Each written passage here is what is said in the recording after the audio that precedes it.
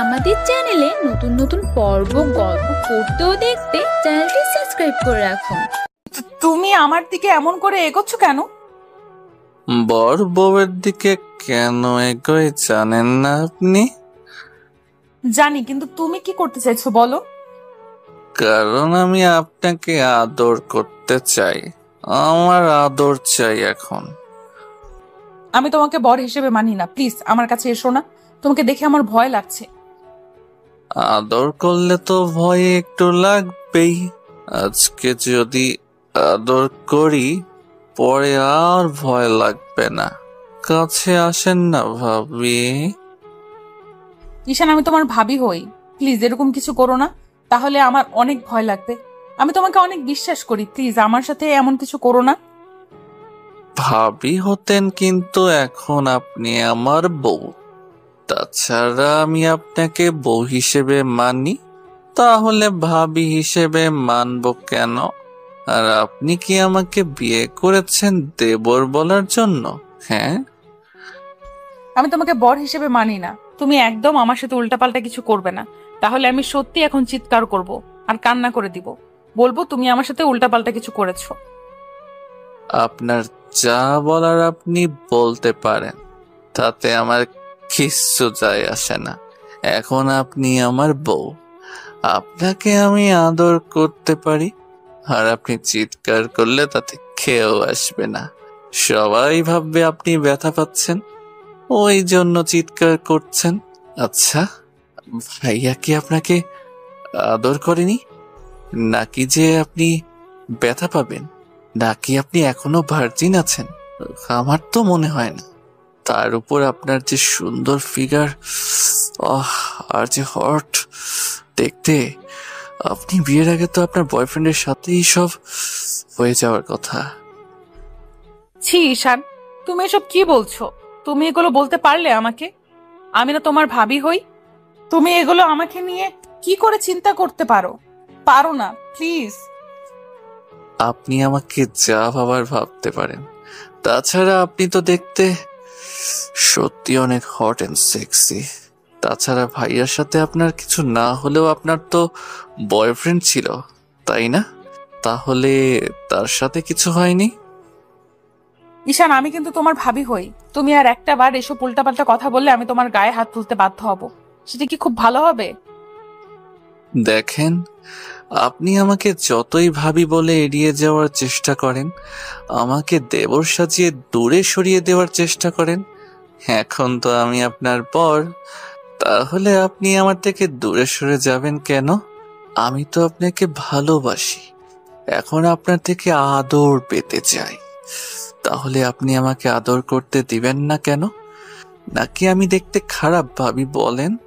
আপনি তো বলতেন যে বিয়েটা করে নিবেন, তাহলে এখন আপনি আমাকে মানতে চাইছেন না কেন? নাকি আমি কোনো বাজে কাজ করেছি যার জন্য আপনি আমাকে এমন করে দূরে সরিয়ে দিতে চাইছেন? ঈশান, আমি তোমার চিন্তা ভাবনা দেখে অবাক হয়ে যাচ্ছি। একে তো তুমি আমাকে নিয়ে এরকম বাজে চিন্তা ভাবনা পোষণ করো, তারপর এমন করে তুমি মাতলামি করতেছো। তুমি কি খেয়েছো আমাকে একটু বলবে? তোমার হাব ভাব দেখে আমার ভালো লাগছে না, তাই প্লিজ তুমি এমন কথা না বলে আমাকে বলো কি হয়েছে। আর তুমি তো বলেছিলে বিয়েটা করবে না, তাহলে হুটহাট বাসর ঘরে এসে এরকম করতে শুরু করেছো কেন? কি হয়েছে তোমার? নিজের বউয়ের থেকে কেউ দূরে সরে থাকতে পারে, আমিও পারবো না। তাছাড়া আপনাকে আমার প্রচন্ড পরিমাণে ভালো লাগে। আর আজকে আপনাকে পুরো আমার বউয়ের মতো লাগতেছে। বউয়ের মতো কি, আপনি তো আমারই বউ। তাছাড়া চিন্তা ভাবনা পোষণ করার কি আছে? এখনকার মেয়েরা তো এরকমই। আর ভাইয়ার সাথে তো আপনার সবই হওয়ার কথা, কারণ 3টা মাস আপনার সাথে ভাইয়ার বিয়ে হয়েছিল। হাহ, তাহলে আপনি কিভাবে ভার্জিন সেটা বলতে চাইছেন? তুমি আমাকে যেমনটা ভাবছো আমি অতটা বাজে মেয়ে নই। দেখো, তোমার ভাইয়া আমাকে বিয়ে করেছিল ঠিকই, কিন্তু সে অন্য কাউকে ভালোবাসতো। তোমার আব্বু তাকে ত্যায্য পুত্র করে দিয়েছিল দেখেই আমাদের বিয়ে দিয়েছিল। আমি বিয়ের 1 মাস পর জানতে পেরেছি তোমার ভাইয়া কারোর সাথে রিলেশনে আছে, কিন্তু তখনও আমাকে ইগনোর করে যেত। আমি তাকে বারবার মায়ে ফেলার চেষ্টা করেছি, কিন্তু সে আমাকে ভালোবাসেনি। আমি যখন বুঝতে পারলাম তখন বাসায় বলে দিই, আর তখন আব্বু আম্মু আমাকে বারণ করেছিল। তোমার বাসায় বলতেই আম্মু বলেছিল মেয়েদেরকে তার স্বামীকে আঁচলে বেঁধে বেঁধে রাখতে হয়। আমিও সেটাই চেষ্টা করেছিলাম, কিন্তু তার বিপরীত হবে। তোমার ভাইয়া যে বাসা থেকে চলে যাবে সেটা আমি ভাবতেই পারিনি। ও, তার মানে আপনি বলতে চাইছেন যে বিয়ের আগে আপনি যাই করেছেন না কেন, না করেছেন, কিন্তু ভাইয়ার সাথে আপনার কিছুই হয়নি, তাই তো? তাতে কি, বিয়ের আগে তো আপনার বয়ফ্রেন্ড ছিল, তাহলে আপনার বয়ফ্রেন্ড আপনাকে আদর করেনি, ভালোবাসেনি? ঈশান, তুমি কিন্তু বাড়াবাড়ি করে ফেলছো। আমি তোমার থেকে সিনিয়র আর তোমার ভাবি, আর ভাবিকে তুমি এসব বাজে বাজে প্রশ্ন করতে পারো না। দেখেন, আপনি এসব উল্টাপাল্টা কাজ করতে পারবেন, আর আমি আপনাকে একটা প্রশ্ন করলেই দোষ। একদম আমার উপর রাগারাগি করবেন না। এখন কিন্তু আমি আপনার বর, আর আপনি কাকে ভাবি বলে দাবি করতে বলছেন? একটা সময় আপনি আমার ভাবি ছিলেন, কিন্তু আমি আপনার দেবর থাকলেও এখন আপনাকে বউ হিসেবে মানি আর আদর করতে চাই। ওই জন্যই বাসর ঘরে এসেছি। আপনি কিন্তু আমাকে আজকে আদর করতে দিবেন। অনেক ভালোবাসবো আপনাকে আজকে। আচ্ছা ঠিক আছে, তুমি যখন বিশ্বাস করতে চাইছো না, তাহলে তোমাকে আমি আমার এক্স বয়ফ্রেন্ডের সাথে কথা বলিয়ে দিব, আর তুমি আমার ফ্রেন্ডগুলোর কাছে শুনবে। আমি ওদের কাছে সবই শেয়ার করতাম, আর যদি তোমার সন্দেহ হয় তাহলে তুমি সেটা চেক করে দেখতে পারো। আর তাছাড়া আমার কোনো ইন্টেনশন ছিল না বিয়ের আগে কারোর সাথে এরকম কিছু করার। আমার বয়ফ্রেন্ড আমাকে অনেকবার বলেছিল, তাই আমি ওর সাথে ব্রেকআপ করে দিয়েছি। আর এখন তুমি যে আমাকে এমন করে সন্দেহ করবে, আমি সেটা ভাবতেই পারিনি। তুমি আজকে যাকে বিয়ে করেছো না, সে এখনো পিওর ভার্জিন আছে। তুমি সেটা বিশ্বাস করো বা নাই করো। তাহলে তো হয়েই গেল। আমি যেমন বউটা চাইছিলাম তেমনটাই পেয়েছি।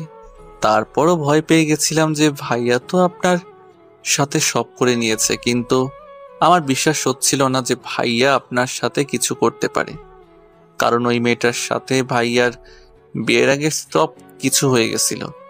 সেটা আমি কয়েকটা দিন আগেই জানতে পারলাম। আর ওই মেয়েটা এখন প্রেগনেন্ট। ভাইয়া ওকে নিয়ে দেশের বাইরে চলে গেছে। যাওয়ার আগে আমার সাথে কথা হয়েছিল। ভাইয়া বলেছিল আব্বু আম্মুকে বোঝাতে, আর না হলে আপনাকে বিয়ে করে নিতে। আমি মানতে পারছিলাম না। ভাইয়ার উপর অনেকটা রাগ করেছিলাম। ভাইয়া আমাকে অনেক রিকোয়েস্ট করেছিল, কারণ ওই মেয়েটা নাকি সুইসাইড করার চেষ্টা করেছিল বলেই ভাইয়া এটা করতে বাধ্য হয়েছে। এখন আপনি যদি আমাকে মেনে না নেন, তাহলে আমি আর কি করব বলেন? কি করবে মানে? তুমি আমার থেকে দূরে সরে থাকার চেষ্টা করবে, আমার থেকে অনেক দূরে যাবে। আমি তোমাকে কখনোই বর হিসেবে মানবো না, তোমাকে ভালোবাসতে পারবো না। পাগল নাকি পায়জামা, যে আমি আমার বউকে ছেড়ে দূরে থাকবো? কখনো না। 22টা বছর দেরি করে বউ পেয়েছি, তার উপর বউকে দূরে সরিয়ে রাখবো কখনো? কেন? আমি তো প্রথমে আপনাকে মানতে চাইছিলাম না, কিন্তু আব্বু আম্মুকে অনেক বুঝিয়েছে, আমার বোনটা আমাকে অনেক বুঝিয়েছে। বলেছে বউকে আদর করতে হয়, ভালোবাসতে হয়, তাহলে সে লাইনে আসবে। দেখেন, আপনি যেমনই হন, আমি আপনাকে বিয়ে করেছি ভালোবাসার জন্য, তাই প্লিজ আমাকে দূরে সরিয়ে দিবেন না। কিন্তু ঈশান, আমি তোমাকে ভালোবাসতে পারবো না। তুমি খুব ভালো করেই জানো তোমার ভাইয়ার সাথে আমার বিয়ে হয়েছিল, আর যে ছেলেটাকে আমি নিজের ছোট ভাইয়ের মতো ভেবে আসছি, তাকে কি করে নিজের স্বামীর জায়গাটা দিব বলো?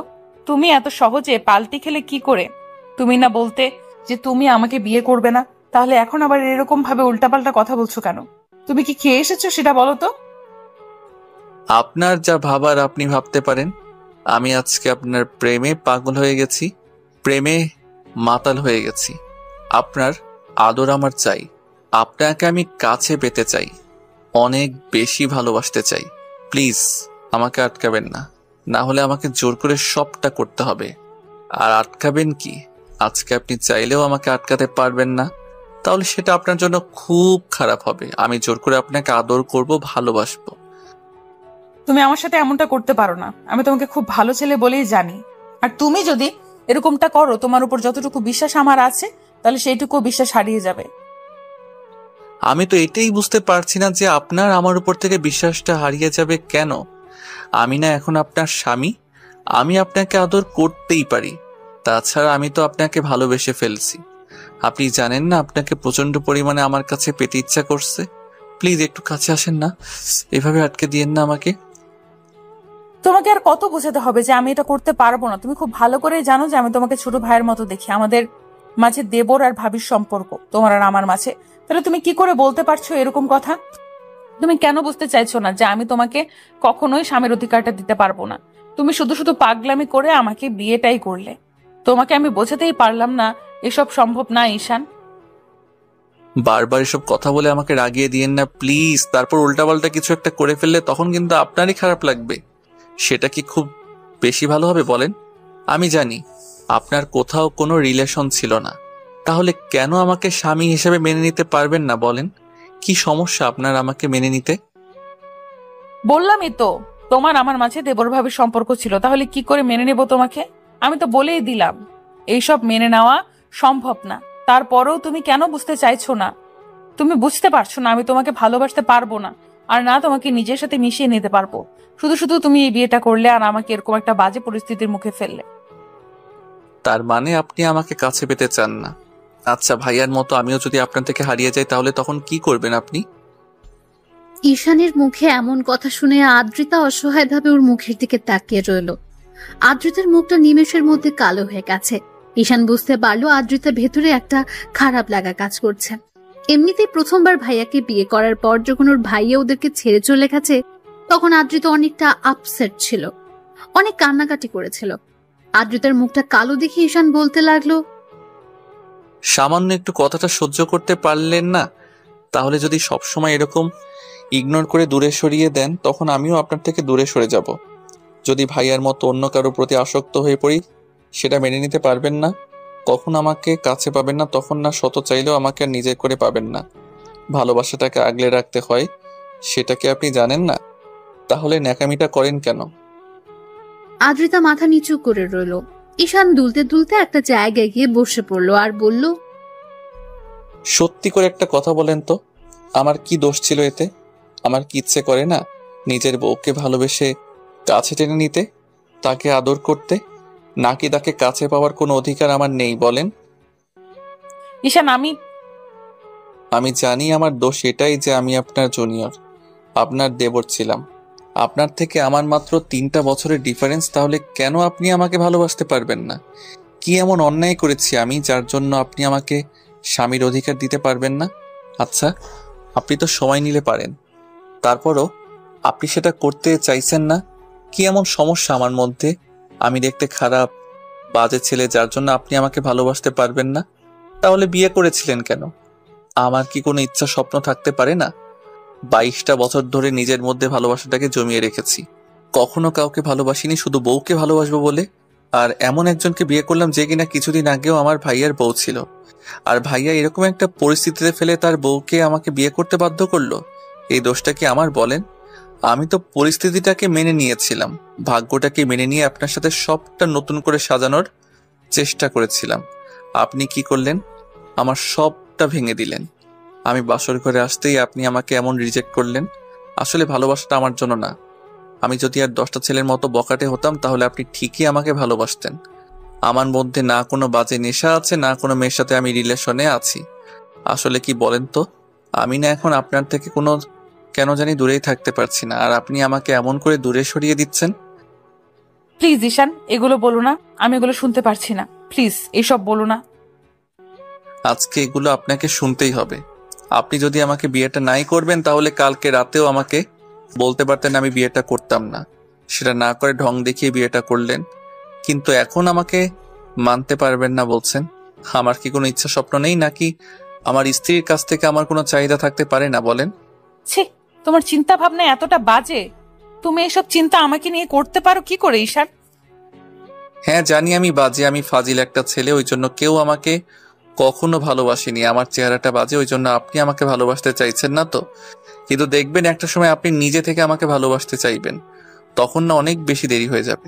হয়তো দূরে কোথাও হারিয়ে যাব, না হলে অন্য কারো মায়ায় পড়ে যাব। আমি আর এইভাবে নিজেকে কষ্ট দিব না। অনেক নিজের ভালোবাসাটাকে নিজের মধ্যে জমিয়ে রেখেছি, তারপরও কারো মাঝে সেটা বিলিয়ে দেইনি, শুধু বউকে ভালোবাসবো বলে।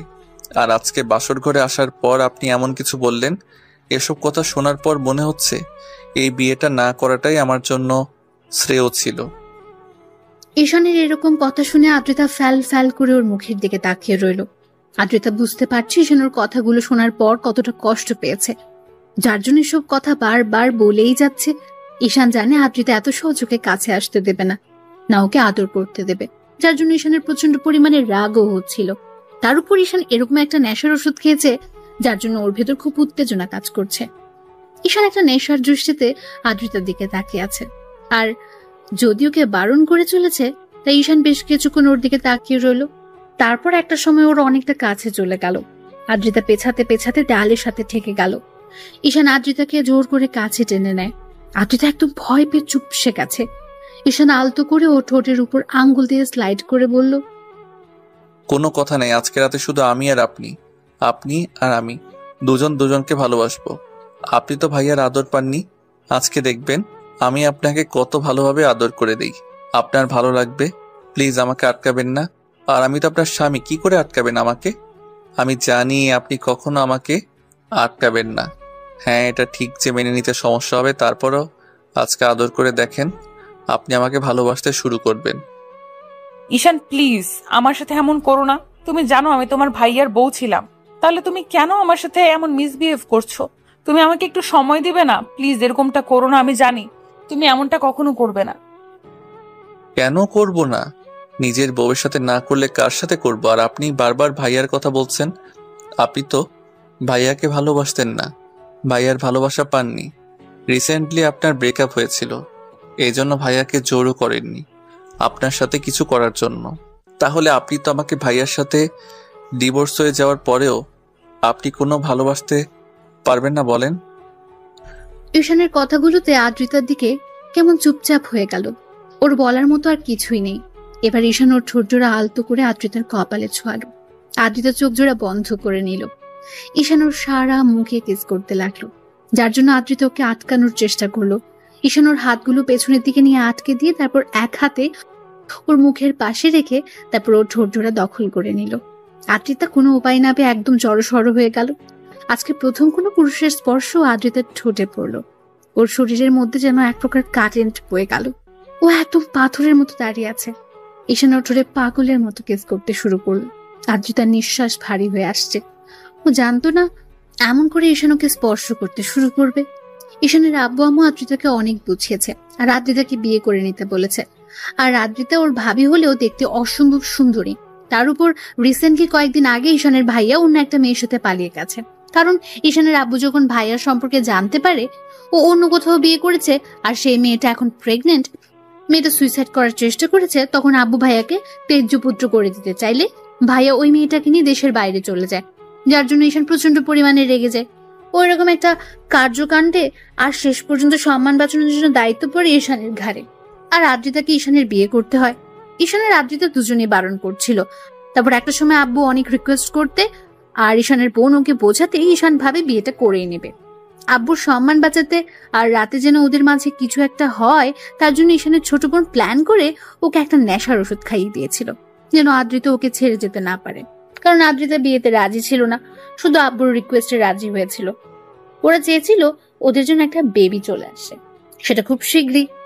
আদ্রিতা যেন ওদের ছেড়ে যেতে না পারে, এজন্য আম্মু আর ঈশানের বোন ওকে দুধ খাওয়ানোর নামে দুধের সাথে মিশে একটা নেশার ওষুধ খাইয়ে দেয়।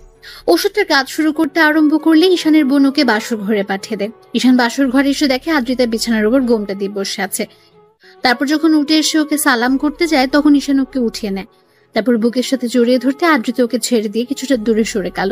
তখন ঈশান আর আদ্রিতার মাঝে কি কথা হলো সেটা তো আপনারা জানতেই পারলেন। তো ঈশান আদ্রিতার ঠোঁট জোড়া ছেড়ে দিয়ে ওর সারা মুখে কিস করতে শুরু করে। তখন আদ্রিতা ওকে সরানোর জন্য বলতে শুরু করলো, ঈশান প্লিজ আমাকে ছেড়ে দাও, তুমি আমার সাথে এমনটা করতে পারো না। অন্তত তুমি তো আমাকে কয়েকটা দিন সময় দিবে আমাকে একটু মানসিকভাবে প্রস্তুতি নেওয়ার জন্য। তুমি সেটা না করে এরকম করতেছো, প্লিজ আমাকে ছেড়ে দাও। মানসিকভাবে তৈরি হওয়ার জন্য অনেক সময় পাবেন। আজকে আমার আদর করতে ইচ্ছা করছে আপনাকে। আপনাকে কেউ আদর করেনি। আমি আমার ভার্জিন বউটাকে আজকে অনেক আদর করব, পরিপূর্ণতায় ভরিয়ে দেব। প্লিজ আমাকে বাধা দিয়েন না, তাহলে কিন্তু আপনারই কষ্ট হবে। আপনি আমার বুকের সাথে জড়িয়ে ধরে রাখেন, আমার সাথে রেসপন্স করেন, দেখেন আপনার ভালো লাগবে।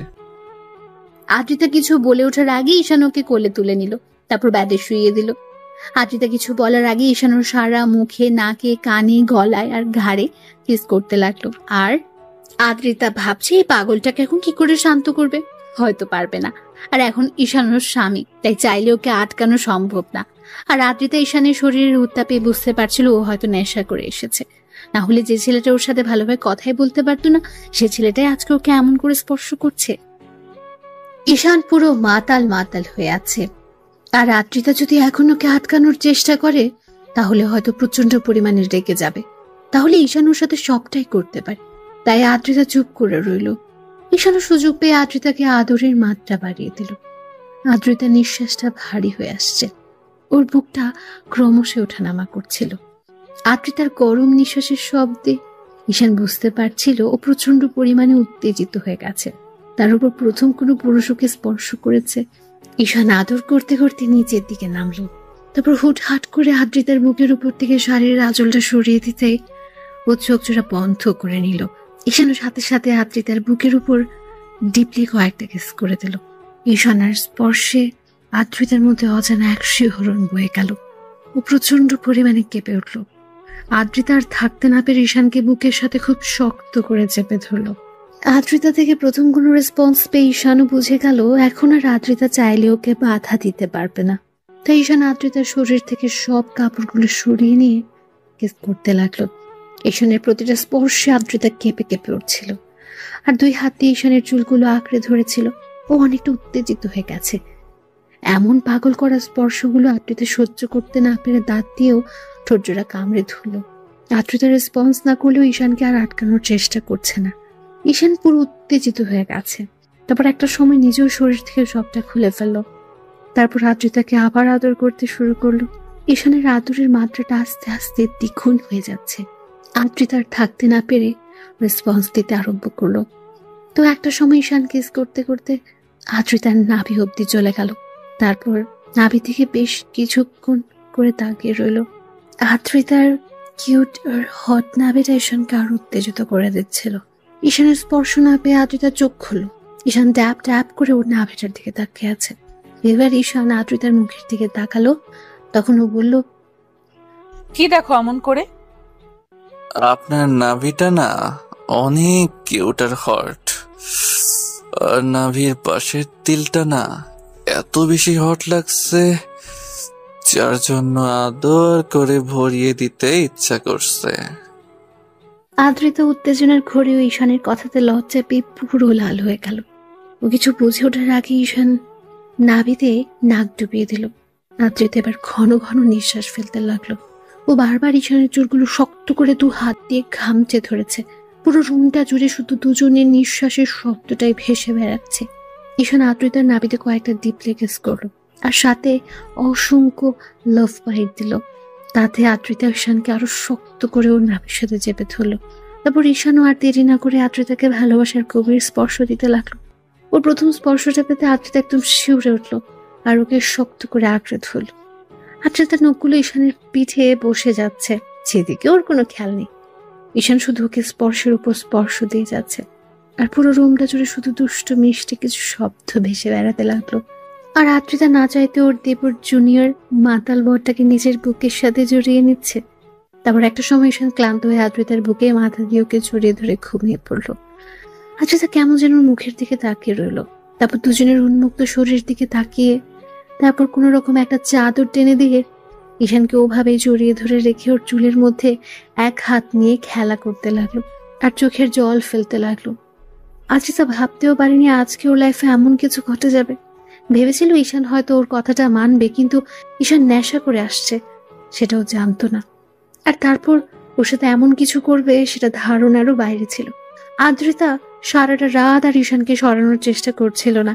ওর মনে শুধু একটু আগে ঈশানের বলা কথাগুলো মনে পড়তে ভাবছিল, ঈশান তো ঠিকই বলেছে, ও তো এখন আমার স্বামী। আমি চাই বা না চাই ওকে আমার মেনে নিতেই হবে। আজকে হোক বা কালকে হোক, ও তো আমাকে ভালোবাসবেই। তাছাড়া ও আমার থেকে ওর এইটুকু ডিজার্ভ করতেই পারে, এটা সাধারণ বিষয়। তাহলে আমি কেন ওকে এরকম রিয়াক্ট করছি? এই জন্যই কি ওকে মেনে নিতে পারছি না? কারণ ও আমার দেবর ছিল, আমার বরের ছোট ভাই ছিল। কিন্তু এখন তো ওই মানুষটার সাথে আমার কোনো সম্পর্ক নেই। যে আমাকে ঠকিয়েছে তার জন্য আমি অন্যের ভালোবাসাটা কেন নষ্ট করব? যে আমাকে কষ্ট দিয়েছে তার দেওয়া কষ্টটা আমি আরেকজনকে কেন দেব? হ্যাঁ, ওকে হয়তো মেনে নিতে কষ্ট হবে, কিন্তু আজকে ও যেটা জোরপূর্বক করেছে, এটা না করলে বুঝতেই পারতাম না স্বামী স্ত্রীর মাঝে এত ভালো মুহূর্ত থাকতেই পারে। তাছাড়া একটা স্বামী তার বউকে এরকম করে ভালোবাসতে পারে। আর যখন আমার কাছে আসলো তখন এত বেশি অস্বস্তি লাগছিল, তাহলে এখন এরকমটা হচ্ছে কেন? ও আমার বুকে শুয়ে আছে, তারপরও তো আমি ওকে সরিয়ে দিচ্ছি না, তাহলে কি আমি ওকে ভালোবাসতে পারবো? আচ্ছা, যখন আমাকে আদর করছিল তখন তো আমি ওকে সরিয়ে দিতে পারলাম না। কি করব, আমি তো কিছুই বুঝতে পারছি না। ওকে ভালোবাসতে পারবো নাকি দূরে সরিয়ে দিব? তাছাড়া ও এখন আমার স্বামী, আমি কি করে ওকে দূরে সরিয়ে দিব? তার উপর আব্বু আম্মু আমাকে এত বেশি ভালোবাসে, নিজের মেয়ে ভাবে। আমি কি ওকে কষ্ট দিব? যার জন্য এরকম একটা পরিস্থিতিতেও এই বাড়িতে আবারও দ্বিতীয়বার বউ করে এনেছে। তাহলে কেন আমি ওকে মেনে নিতে পারবো না? এত ভালোবাসা যারা আমাকে দিয়েছে তাদের ছেলেকে আমি কি করে কষ্ট দিব? আদ্রিতা এরকম করে ভাবছিল, ওর চোখ দিয়ে পানি পড়ছে। ভাবতে ভাবতে অনেকটা রাত গভীর হয়ে যায়, আর আদ্রিতাও ঈশানকে বুকে নিয়ে ঘুমিয়ে পড়ে। পরদিন জানালার গ্লাস ভেদ করে ভোরের মিষ্টি রোদের আলো এসে আদ্রিতার মুখে পড়ল। আদ্রিতার ঘুমটা ভেঙে গেল। ও চোখ জোড়া খুলতে বুকের উপর কিছু ভারী একটা অনুভব করলো। দেখলো ওকে খুব শক্ত করে জড়িয়ে ধরেছে, আর বাচ্চাদের মতো ওর বুকে মুখ গুজে আছে। আদ্রিতার মুখে আপনা আপনি একটা হাসি ফুটে উঠল। আবার পরক্ষণে কালকে রাতের কথা ভাবতে ওর হাসি মাখা মুখটা লজ্জায় একদম লাল হয়ে গেল। খেয়াল করলো ঈশান ওকে এত শক্ত করে জড়িয়ে ধরে রেখেছে, যার জন্য মনে হচ্ছে ওর বুকের মধ্যেই ঢুকে যাবে। আদ্রিতা কিছুক্ষণ ওর মুখের দিকে তাকিয়ে রইল।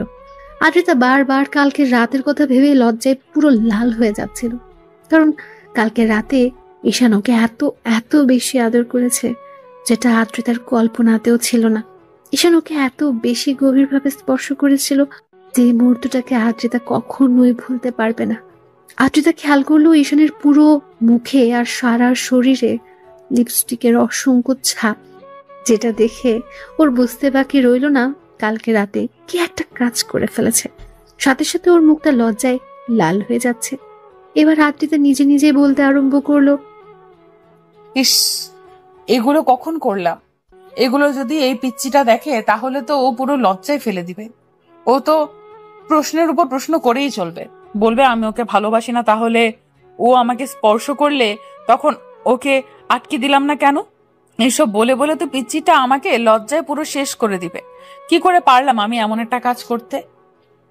আদ্রিতা কথাগুলো ভাবছে আর লজ্জা মাখা হাসি দিচ্ছে। আবার পরক্ষণে ওদের কয়েকদিন আগেরকার সম্পর্কের কথাটা ভেবে মুখটা কালো হয়ে গেল।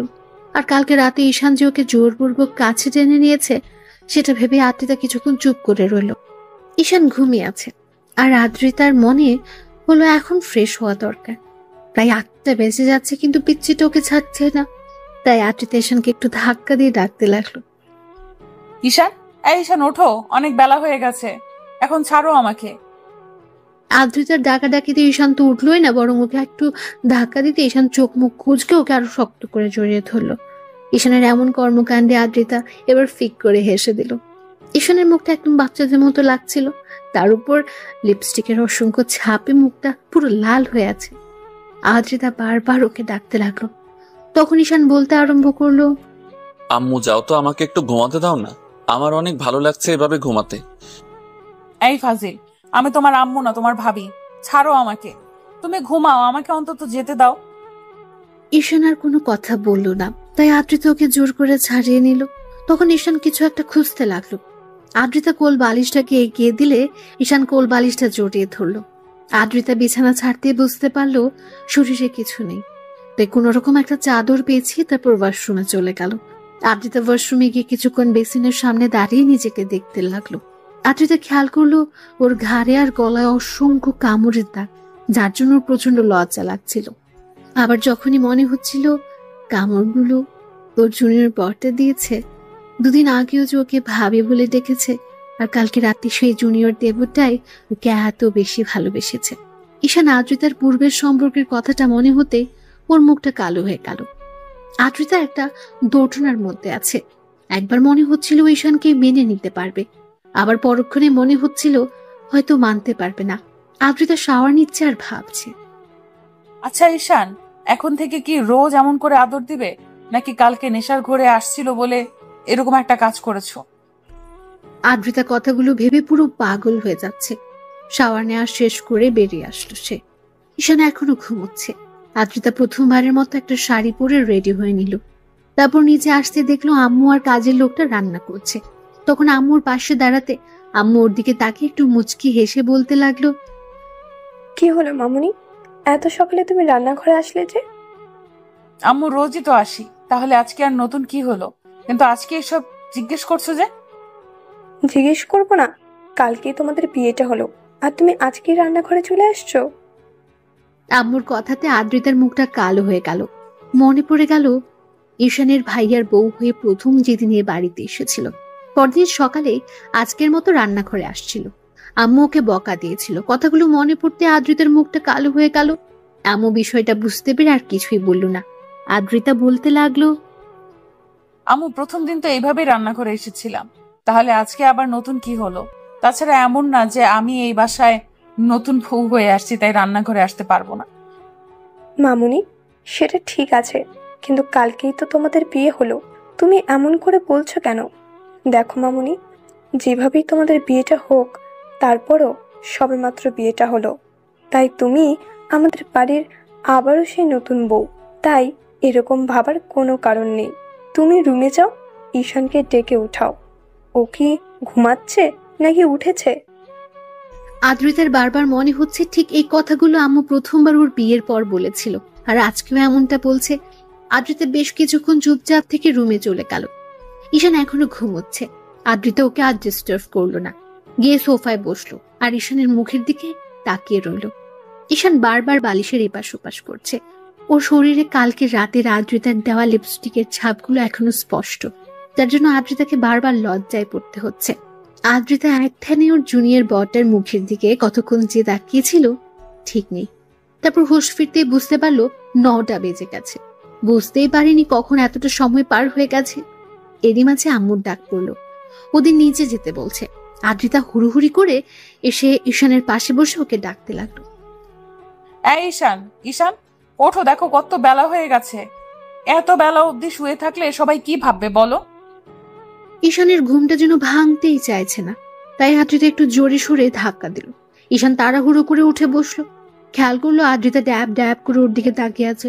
ঈশান কিছু বুঝে ওঠার আগে আদ্রিতা বলতে লাগলো, কি সমস্যা কি তোমার? সে কখন থেকে ডাকছি, উঠছই না, কি হয়েছে দেখি? কি হবে মানে, একটু কি ঘুমাতেও দিবেন না? আমি এই বেডে কেন, আর আপনি এখানে কি করছেন? হ্যাঁ, এখন তো ভুলে যাবেই।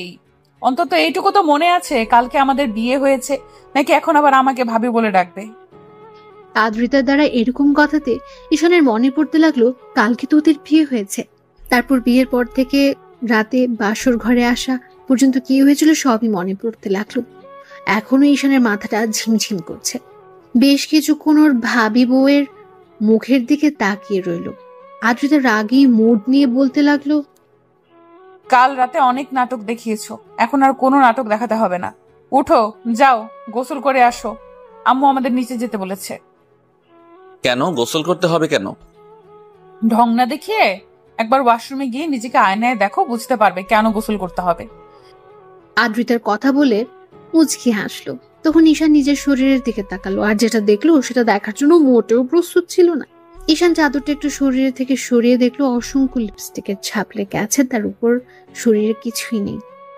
ঈশান সাথে সাথে চাদর দিয়ে নিজেকে ঢেকে ফেললো। আদ্রিতা আবারও একটা ডেভিল হাসি দিতে ঈশান দৌড়ে ওয়াশরুমে ঢুকে গেল। তারপর ভ্যাসলিনের সামনে দাঁড়িয়ে খেয়াল করলো ওর পুরো শরীরে লিপস্টিকের অসংখ্য ছাপ। ও পুরো লাল হয়ে আছে। ঈশান বলতে আরম্ভ করলো, আল্লাহ, কালকে রাতে কি একটা কাজ করে ফেলেছি। এসব কখন করলাম আমি? আর উনি বা আমার কাছে আসলো কখন? বিয়ে তো হয়েছিল সেটা মনে আছে, তারপর রুমে যখন আসলাম কেমন যেন মাথাটা ঝিমঝিম করছিল, তারপর তো আর কিছু মনে নেই। ঈশান অনেকক্ষণ যাবৎ মনে করার চেষ্টা করলো কিন্তু পারলো না। তারপর শাওয়ার নিয়ে বের হতে খেয়াল করলো আদ্রিতা ওর জন্য ড্রেস নিয়ে বসে আছে। ঈশান আসতে দেখলে আদ্রিতা ড্যাব ড্যাব করে ওর দিকে তাকিয়ে আছে। ঈশান নিজের দিকে খেয়াল করলো ওর বুকের লোমগুলো থেকে পানি পড়ছে, যার জন্য আদ্রিতা ঘুর লাগা দৃষ্টিতে ওর দিকে তাকিয়ে আছে। ঈশান একটু লজ্জা পেয়ে গেল আর বলতে আরম্ভ করলো, কি দেখেন এমন করে? কি আর দেখবো, কালকে রাত্রি তো সবটাই দেখে নিয়েছি, আর তুমিও সবটাই দেখে নিয়েছো। এখন আবার নতুন করে কি দেখার আছে? মানে কি বোঝাতে চাইছেন কি আপনি? আমি কিন্তু কিছু করিনি। তুমিই করেছো। এখন নাটক করো না তো। আচ্ছা সত্যি করে একটা কথা বলো তো, কালকে রাতে কি খেয়েছিলে? কি হয়েছিল তোমার? ওরকম মাতলামি করছিলে কেন? আদ্রিতের মুখে এমন কথা শুনে ঈশান ধপাস করে বিছানায় বসে পড়লো। ওর মনে হতে লাগলো যে হয়তো কিছু একটা খেয়েছিল। ঈশান ভাবতে লাগলো কি খেয়েছিল। তারপর হুটহাট করে মনে হতে লাগলো যে রুমে আসার আগে ওর বোনকে 1 গ্লাস দুধ খাইয়ে দিয়েছিল, আর দুধের সাথে হয়তো কিছু একটা ছিল, কারণ দুধটা খাওয়ার পর থেকে মাথাটা কেমন ঝিমঝিম করছিল। ঈশানের মনে হতে লাগলো শেষ পর্যন্ত ছোট বোনের সাথে এমনটা করলো। তাই ঈশান বেশ কিছুক্ষণ বসে থেকে বলতে লাগলো, আসলে কালকে একটু ড্রিঙ্কস করেছিলাম, ওই জন্য হয়তো এরকমটা হয়েছে। ছি, কি বলো এগুলো? তুমি আবার ছাই পাশ খাওয়া শুরু করেছো কবে থেকে? দেখো, কালকে যেটা করেছো ভুলেও কিন্তু আর এসব খেয়ে আমার কাছে আসবে না। আদ্রিতা কথাগুলো রাগী মুড নিয়েই বলল, যার জন্য ঈশানের হুটহাট করে মনে হলো কালকে রাতে হয়তো ওদের মাঝে কিছু একটা হয়েছে। না হলে আদ্রিতা ওর সাথে কেমন অধিকার খাটাতে শুরু করেছে। তার উপর শরীরে লিপস্টিকের ছাপ দেখে ঈশান বুঝে গেছে কিছুটা একটা হয়েছে। আর যেটা হয়েছে সেটা ঈশান হয়তো মনে করতে পারছে না, কিন্তু খুব গভীর একটা সম্পর্ক ওদের মাঝে স্থাপন হয়েছে। তাই ঈশান বলতে লাগলো, আচ্ছা ঠিক আছে, ওগুলো খেয়ে আসবো না, এমনি তো আপনার কাছে আসতে পারি, তাই না? বলে ঈশান একটু মুচকে হাসলো। তখন আদ্রিতা কেমন করে যেন ওর দিকে তাকিয়ে রইলো। তো আদ্রিতা লজ্জায় আর কথা বলতে পারলো না। ঈশান রেডি হয়ে নিতে চলে গেল। আদ্রিতাও পেছন পেছন গেল। তারপর সিঁড়ির কাছে আসতেই দুজন একসাথে নামলো। দুজন খাবার টেবিলের সামনে আসলো। ঈশান চেয়ার টেনে বসলো, আর আদ্রিতাকে দাঁড়িয়ে থাকতে দেখে আম্মু ওকে ইশারায় ঈশানের পাশে বসতে বলল। আদ্রিতাও বসলো। এবার ঈশান খেয়াল করলো ওর ছোট বোন মিহি কেমন করে যেন ওর দিকে তাকিয়ে আছে আর মুচকি মুচকি হাসছে। তখন ঈশান ভাবলো, কি মনে করেছিস আমি কিছুই বুঝতে পারিনি? তোর জন্য সব হয়েছে। তুই উল্টাপাল্টা জিনিস খাইয়ে দিয়েছিস আমাকে, আর যার জন্য ভাবির সাথে আমি এমন একটা কাজ করেছি। কি লজ্জায় পড়তে হলো। যতই উনি আমার বউ হোক, কিন্তু প্রথম দিনে এরকম একটা কাজ করে ফেললাম। হয়তো জোরপূর্বক ওনার সাথে সবটা করেছি, যার জন্য উনি এমন রাগ দেখাচ্ছে। তো সবাই খাওয়া শুরু করলো। তখন আম্মু বলতে আরম্ভ করলো, আব্বু শোনো, খাওয়া দাওয়া করে কোথাও বের হতে হবে না। তুমি এক কাজ করো, আদ্রিতা মামুনিকে নিয়ে শ্বশুর বাড়ি থেকে ঘুরে আসো। শ্বশুর বাড়ির কথাটা শুনে ঈশান বিষম খেল আর কাশতে আরম্ভ করলো। তখন আদ্রিতা তাড়াহুড়ো করে ওর দিকে 1 গ্লাস পানি এগিয়ে দিতে লাগলো। আর মিহি বলতে লাগলো, দেখেছো আম্মু, এমনিতে কত ভালোবাসা, আর তো দিন পরেই আছে। ভাইয়া শ্বশুর বাড়ির কথাটা শুনে তুই বিষম খেলি কেন? এত অবাক হওয়ার কি আছে? আদ্রিতা ঈশানকে পানি খাওয়াতে ব্যস্ত ছিল। ঈশান পানিটা খেয়ে মিহির দিকে রাগী চোখে তাকিয়ে রইল। তখন মিহি বলল, আমি বলছি যে বিয়ের দ্বিতীয় দিন তো শ্বশুর বাড়িতে থাকতে হয়, তাই না? তাহলে যাবে না কেন? ভাবি, তুমি একটু ভাইয়াকে বলো না। আদ্রিতার সামনে কি বলবে এটা তো স্বাভাবিক বিষয়। বিয়েটা যেভাবেই হোক, এখন তো ওটাই ঈশানের শ্বশুর বাড়ি, তাহলে যাবে না কেন? অবশ্যই যাবে। ওগো, তুমি বলো না কেন? তোমার ছেলে কিন্তু আমার কথা শুনবে না। যাবে না মানে 100 বার যাবে। আর আব্বু এখন বাসা থেকে বের হবে না। আমি খুব ভালো করে জানি বিয়ের জন্য তুমি এই কয়দিন বাসা থেকে বের হওনি, যার জন্য আশফাস করছো। খাওয়া দাওয়া করেই হয়তো বেরোনোর চিন্তা ভাবনা নিয়েছো। কোথাও বেরোতে হবে না। কয়েকদিন আদ্রিতা মামুনিকে সময় দাও, ওদের বাসা থেকে ঘুরে আসো, তারপর অফিসের কাজটা দেখতে শুরু করবে। আব্বু অফিসের কাজ, তাও আবার আমি না করলে হয় না? এখনো তো পড়ালেখাটাই শেষ করতে পারলাম না। দেখো আব্বু, লেখাপড়া শেষ করতে পারোনি তাতে কি? এখন তো তোমাকে এসব দায়িত্ব নিতেই হবে। তুমি ছাড়া আর কে আছে বলো দায়িত্ব নেওয়ার মতো? মিহি সবে মাত্র কলেজে পা রাখলো, ওকে কি দায়িত্ব দিব? আর একটা মেয়ে হয়ে এত দায়িত্ব কি করে নিবে? আব্বু আমি তো বলিনি ছোট বোনকে সব দায়িত্ব দিতে। মেয়ে হয়ে কেনই বা এই দায়িত্ব নিবে? তাহলে সেটাই যেন হয়। তোমাকে আব্বু যেটা বলেছে সেটাই শোনো। আর ভাবিকে নিয়ে আজকে ঘুরতে আসবে, কেমন? আমরা খুব শীঘ্রই একটা পুচকে দেখতে চাই যে আমাকে ফুপি বলে ডাকবে। মিহির এরকম বেফাস কথা শুনে ঈশান আবারও কাশতে আরম্ভ করলো। এবার আদ্রিতা লজ্জা পেয়ে দৌড়ে সেখান থেকে চলে গেল। তখন আম্মু বলতে আরম্ভ করলো, ফাজিল মেয়ে, সবার সামনে কিভাবে কথা বলতে হয় সেটা শেখুনি, তাই না? আমি খারাপ আবার কি বললাম? আম্মু, তোমাদের কি ইচ্ছা করে না নাতি নাতনির মুখ দেখতে? তোমাদের না হয় ইচ্ছা করে না, কিন্তু আমার তো ফুপি হতে ইচ্ছা করে, তাই না? আম্মু তোমার মেয়েটাকে একটু বোঝাও, কিসব উল্টাপাল্টা কথা বলতে শুরু করে দিয়েছে। ও তো ঠিকই বলেছে, আর কদিন এভাবে থাকবে। বড়টাকে বিয়ে দিলাম, সে যা করলো সেসব এরপর তো ওর প্রতি থেকেই মনই উঠে গেছে।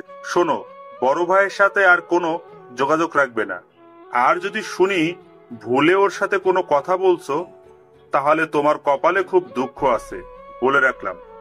ঈশান আব্বুর এমন কথাতে ভাবলো, ওই হারামজাদা যেটা করেছে সেটার পর আর ওকে কখনোই কি আমি ফোন দিব ভেবেছ? ওর জন্য আমাকে বিয়েটা করতে হয়েছে। আর কালকে এই পিচ্চি শয়তানটা আমাকে উল্টাপাল্টা কিছু একটা খাইয়ে ভাবির সাথে কি যে করেছে উনি ভালো জানে। ঈশান খাওয়া দাওয়া শেষ করে আব্বু আম্মুর কথা মতো রুমে আসলো। খেয়াল করলো আদ্রিতা ফোনে কথা বলছে। তখন ঈশান বেশ কিছুক্ষণ ওর দিকে তাকিয়ে দেখে ব্যালকনিতে গিয়ে দাঁড়ালো। মনে হতে লাগলো ওর আব্বু আম্মুর সাথে কথা বলছে। তো ঘন্টাখানিক পর ঈশান রুমে আসতে দেখলো আদ্রিতা কি যেন একটা ভাবছে। তখন ঈশান বসে বলতে লাগলো, আপনার কি মনে হয় বাসায় যেতেই হবে? এখানে মনে হওয়ার কি আছে? আব্বু আম্মু অলরেডি ফোন করে দিয়েছে, বলেছে তোমাকে নিয়ে যেতে। এতে আবার মনে হওয়ার কি আছে? দেখো, আব্বু আম্মুর সামনে কোনো সিন ক্রিয়েট করবে না বা করো না। তাছাড়া বিয়েটা হয়েছে, মেনে নেওয়ার চেষ্টা করো। আদ্রিতার মুখ থেকে এরকম কথা শুনে ঈশান অবাক হয়ে ওদিকে তাকিয়ে রইল। তারপর একটু হেসে বলতে আরম্ভ করলো, এসব আমাকে না বলে নিজেকে বোঝান। আপনি ঠিক থাকলেই সব ঠিক। আমি জানি আপনার মেনে নিতে সমস্যা হবে, সেখানে উল্টো আমাকে বলছেন এগুলো। আপনি কি কখনো আমাকে মন থেকে স্বামী হিসেবে মেনে নিতে পারবেন বলেন? ঈশানের এরকম কথাতে আদ্রিতা মাথা নিচু করে নিল। তাই ঈশান আর ওকে বিব্রত করলো না। দুপুরে খাওয়া দাওয়া করে আদ্রিতাদের বাসার উদ্দেশ্যে বেরিয়ে পড়লো তারা। তারপর পৌঁছায় কলিং বেল দিতে আম্মু দরজা খুলে দিলে। দুজনে আব্বু আম্মুর সাথে বেশ কিছুক্ষণ কথা বললো। আদ্রিতার আম্মু ওকে বললো ঈশানকে রুমে নিয়ে যেতে। দুজনে রুমে আসলো আর ঈশান বিছানায় ধপাস করে শুয়ে পড়লো। আর আদ্রিতা বলতে লাগলো, কি হলো, শুয়ে পড়লে যে? শরীর খারাপ লাগছে তোমার? বাহ, বরের জন্য এত মন কাঁদে ভাবতেই পারছি না কেউ আমার জন্য এতটা কেয়ারিং হতে পারে, এতটা বেশি টেনশন করে আমাকে নিয়ে। সবসময় এরকম ভাবে কথা না বললে হয় না? বিয়ের আগে এরকম ভাবে কথা বলেছো আর এখনো বলছো। বিয়ের আগে আবার এসব কথা কখন বললাম? তাছাড়া বিয়ের আগের ঘটনা আর এখনকার ঘটনা তো আলাদা, তাই না? তখন আপনি আমার ভাবি ছিলেন আর আমি দেবর, আর এখন তো আমরা স্বামী স্ত্রী। তাহলে এগুলো বলা না বলার মধ্যে তো অনেক তফাৎ ছিল, তাই না? বিয়ে করছো, বাট বিয়েটা তুমি মানো না, আমি মানি। তাহলে কেন এসব কথা বলছো? হ্যাঁ, আদ্রিতা রাগের মাথায় কথাটা বলে ফেললো আর মুখ ফুসকে বেফাস অবস্থাতে কথাটা বলে ফেললো, যার জন্য নিমেষের মাঝে ঈশানের মুখটা কালো হয়ে গেল। ঈশান ভেবেছিল কালকে রাতে যেটা হয়েছে এরপর হয়তো আজকে ওকে এসব কথা বলাতে দূরে থাকে কখনো ইগনোর করতে পারবে না। এখন ঈশান না চাইলেও আদ্রিতা মনে প্রাণে চাইবে ও যেন আদ্রিতার কাছে এসে ওকে এমন করে ভালোবাসে। কিন্তু আদ্রিতার এরকম একটা কথা শোনার পর ঈশান ওর মুখের দিকে তাকিয়ে রইল। তারপর বলতে লাগলো, হ্যাঁ, ঠিকই বলেছেন। আমি চাইলেও তো আর হবে না, আপনাকে তো আমাকে মন থেকে মানতে হবে। জানি না মানতে পারবেন কিনা। আদ্রিতাকে দেওয়ার মতো কোনো উত্তর নেই, তাই চুপ করে ওর মুখের দিকে কিছুক্ষণ তাকিয়ে রইল। ঈশান বাকিটা বিকাল ব্যালকনিতে দাঁড়িয়ে ফোন চালিয়ে কাটিয়ে দিল। সন্ধ্যা হতে আদ্রিতার আপু বাসায় আসতে ঈশান গিয়ে ওনার সাথে কিছুক্ষণ কথা বলল। ওরা ঈশানকে অনেকক্ষণ যাবৎ বোঝালো আর বলল আদ্রিতা একটু রাগী, তাই ওকে মেনে নিতে সময় লাগবে। রাতে খাওয়া দাওয়া শেষ করে আবার কিছুক্ষণ আড্ডা দিয়ে ঈশান রুমে আসলো। তারপর খেয়াল করলো আদ্রিতা রুমে এসে শুয়ে আছে। ঈশান বেশ কিছুক্ষণ চুপ করে থেকে তারপর বিছানার একপাশে শুতে আদ্রিতা উল্টো পাশ ফিরে শুলো। আর আদ্রিতা ভাবতে লাগলো ঈশান এরকম কেন করছে। তারপর কিছুক্ষণ যেতে ঈশান নিজে নিজেই বলতে লাগলো, আপনি ওই দিক ফিরে শুয়ে আছেন কেন? আমার দিকে কি একটু তাকাতে পারেন না? নাকি খুব বেশি লজ্জা পাচ্ছেন আপনি? কেন তোমাকে দেখে লজ্জা পেতে হবে? কেন, তুমি কি বাঘ নাকি ভাল্লুক যে লজ্জা পেতে হবে? লজ্জা না পেলে তো এভাবে উল্টো দিকে ঘুরে থাকতে না, তাই মনে হচ্ছে আপনি হয়তো লজ্জা পাচ্ছেন। আচ্ছা, সত্যি করে একটা কথা বলেন তো, আপনি ওই দিকে ঘুরে আছেন কেন? আর এখন তো আমি আপনার স্বামী, আপনি আমার কাছে আসতেই পারেন, আর আমি তো আপনাকে কাছে পেতেই পারি, তাই না? ঈশানের এরকম কথাতে আদ্রিতা কিছুক্ষণ চুপ করে রইল। একটা সময় ঈশান একটু এগিয়ে যেতে আদ্রিতা চোখ বড় বড় করে ওর দিকে তাকালো। তখন ঈশান ওকে আলতো করে জড়িয়ে ধরতে আদ্রিতা কেমন যেন নিজেকে ছাড়িয়ে নেওয়ার চেষ্টা করলো। তখন ঈশান বলতে লাগলো, কি হলো, নিজেকে ছাড়িয়ে নিলেন যে? এখন তো আমার অধিকার আছে, যেখানে আমি লজ্জা পাচ্ছি না আপনার থেকে জুনিয়র হয়ে, সেখানে আপনি কেন আমার থেকে দূরে সরে যাচ্ছেন? জানি না, তবে আমার কাছে এগুলো অস্বস্তি লাগছে। আমি এগুলো নিতে পারছি না, জাস্ট অসহ্য লাগছে। তারপরেও তুমি কেন এরকম করছো? আদ্রিতার প্রত্যেকটা কথাতে ঈশান প্রচন্ড পরিমাণে কষ্ট পায়। ও ও একটু আগা করে ইমোশনাল, তাই কিছুক্ষণ চুপ করে থেকে একটু হাসার চেষ্টা করে বলল, কি বলছেন এগুলো? এখন তো আমি আপনার স্বামী। এখন আপনার অস্বস্তি লাগলেও সবটা সহ্য করে নিতে হবে। এমন না যে ভাইয়ার সাথে আপনার সব হয়েছে যার জন্য আপনি আমার কাছে আসতে পারবেন না। আপনার অস্বস্তি ফিল হবে। ভাইয়ার সাথে আপনার নামে মাত্র বিয়ে হয়েছিল, তাহলে সেই সম্পর্কটা ভুলে যেতে পারবেন না কেন? এমন না যে আপনার অন্য কারোর সাথে রিলেশন আছে যার জন্য আপনি এরকম করে আমাকে সবসময় দূরে রাখবেন। কি সমস্যা কি আপনার? ঈশানের এরকম কথাতে আদ্রিতা ঠাস করে ওর গালে একটা থাপ্পড় বসিয়ে দিল। সাথে সাথে ঈশান উঠে বসলো আর কিছুক্ষণ ওর দিকে তাকিয়ে থেকে আবার স্বাভাবিক হওয়ার চেষ্টা করে বলল, স্বামীর গায়ে হাত তুললেন শেষ পর্যন্ত? হ্যাঁ, হয়তো আপনার থেকে জুনিয়র, কিন্তু স্ত্রীর কাছে স্বামী কখনো জুনিয়র হয় না। তাহলে আপনি আমার গায়ে হাত তুলেন কোন অপরাধে? তোমার সাহস কি করে হয় এসব বাজে বাজে কথা বলার? তোমার কি মনে হয় আমি আর 10টা মেয়ের মতো বাজে যে বিয়ের পরও অন্য কারোর সাথে সম্পর্ক রাখবো? ছি, তোমার চিন্তা ভাবনা যে এতটা নিচ, কালকে রাতে সেটা আমি বসে বুঝতে পেরেছিলাম। কালকে হয়তো নেশার ঘরে এসব করেছো, কিন্তু আজকে যে সজ্ঞানে এগুলো করবে সেটা আমি ভাবতেও পারিনি। আপনি ভুল বুঝছেন কেন? আমি তো আপনার স্বামী। এসব কথা আমাদের মাঝে হতেই পারে, তাহলে আপনি এটা কেন মেনে নিতে পারছেন না? আচ্ছা, সত্যি করে একটা কথা বলেন তো, আপনি কি বিয়েটা মন থেকে মানতে পারেননি, নাকি আমি আপনার থেকে জুনিয়র বলে আপনি এখন আমাকে মেনে নিতে চাইছেন না? বলেন। ঈশানের কথাতে আদ্রিতার মনে পড়ে গেল কালকে রাতে তো ঈশান এসব কথা বলেছিল। তার উপর কালকে নিজে থেকে ঈশানকে আটকানোর চেষ্টা না করলেও নিজের অনিচ্ছা সত্ত্বেও ওকে নিজের সাথে জড়িয়ে নিয়েছিল। সারা রাত ওকে বুকের সাথে জড়িয়ে নিয়ে ঘুমিয়েছে। তাহলে আজকে একটা দিন যেতে না যেতে ঈশানের সাথে এরকম ব্যবহার করছে। আদ্রিতা ভাবছে ঈশান কি করে এসব বাজে চিন্তা করছে। আদ্রিতা চুপ করে আছে। ঈশান প্রচন্ড পরিমাণে খারাপ লাগলো। ও উঠে গিয়ে ব্যালকনিতে দাঁড়ালো আর চোখ জোড়া বন্ধ করতে দুফোঁটা অশ্রু গড়িয়ে পড়লো। আদ্রিতার মনে হতে লাগলো, না না, এসব আমি কি করছি? ওকে ভালোবাসতে পারি না, কিন্তু ওকে কষ্ট দেওয়াটা আমার পক্ষে অন্যায়। তাছাড়া ও হয়তো আস্তে আস্তে আমার প্রতি দুর্বল হচ্ছে, আর কালকে ও আমাকে বিয়ে করে নিয়েছে। আমি তো এখনো ওর স্ত্রী।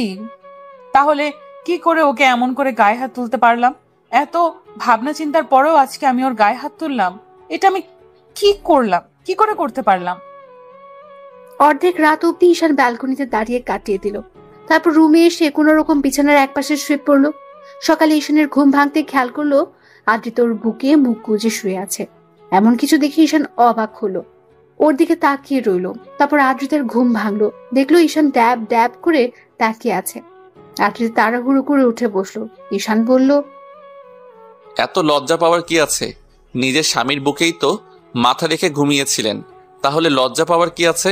দেখেন, এখন থেকে হয়তো আপনার একটু সমস্যা হবে আমাকে মেনে নিতে, কিন্তু আস্তে আস্তে ঠিক হয়ে যাবে, তাই এত লজ্জা পাওয়ার কিছু নেই।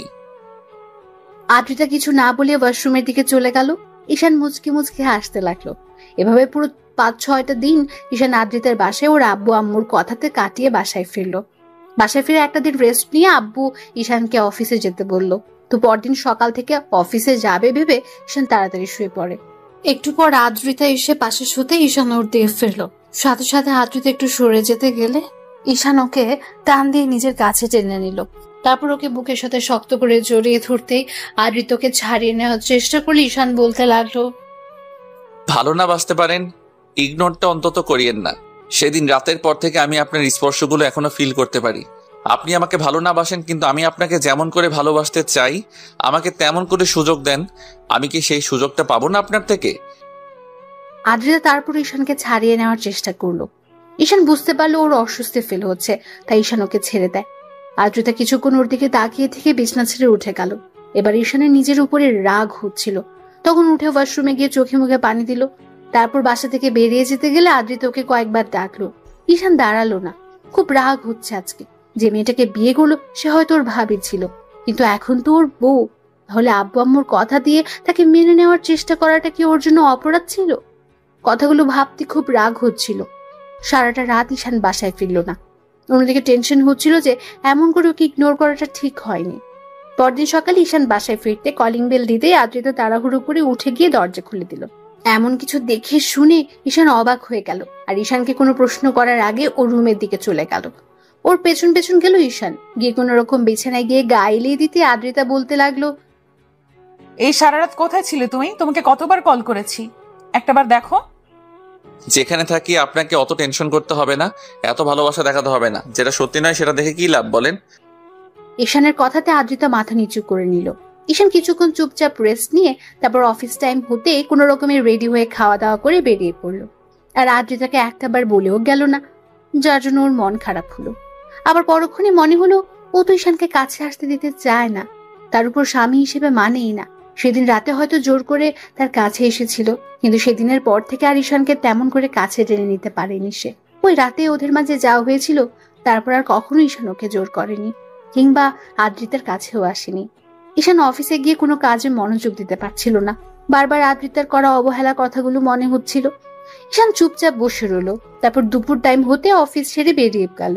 কিছুক্ষণ একটা নদীর পাড়ে বসে একা একা কথাগুলো ভাবলো।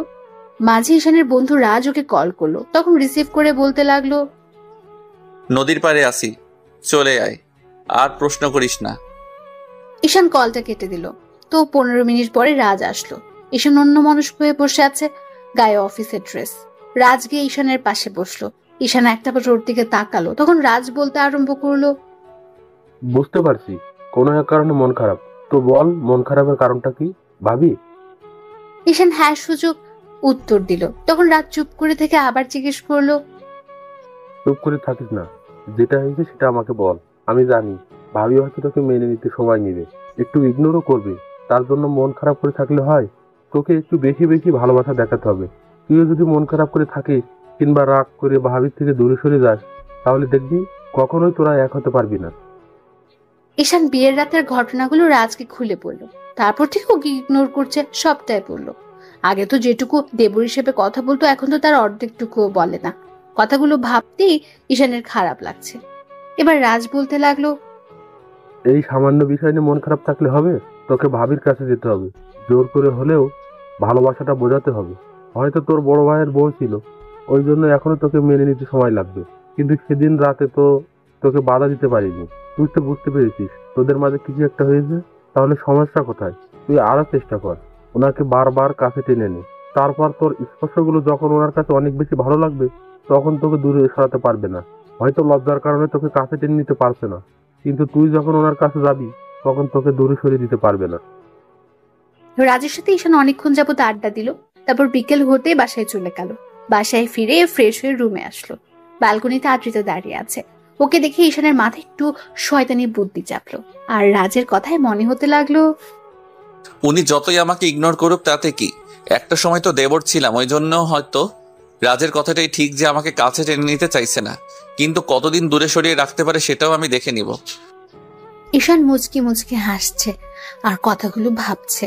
এর মাঝে খেয়াল করলো বাতাসের শাড়িটা আদ্রিতার প্যাটের উপর থেকে সরে যাচ্ছে, যার জন্য ওর উন্মুক্ত কোমরটা বেশ ভালোভাবে দেখা যাচ্ছে।